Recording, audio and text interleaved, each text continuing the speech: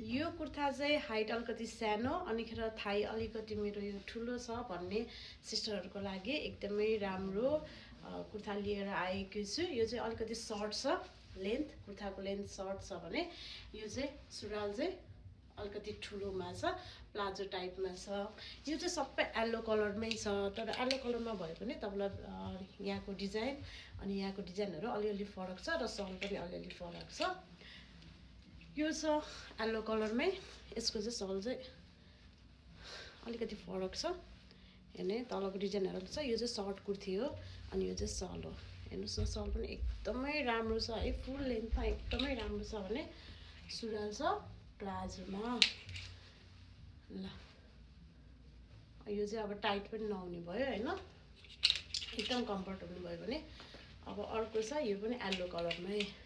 यसको चाहिँ नेक डिजाइन चाहिँ यस्तो छ, तल चाहिँ यस्तो छ अनि यो चाहिँ रानी पिङ्कमा सल छ बनारसीमा।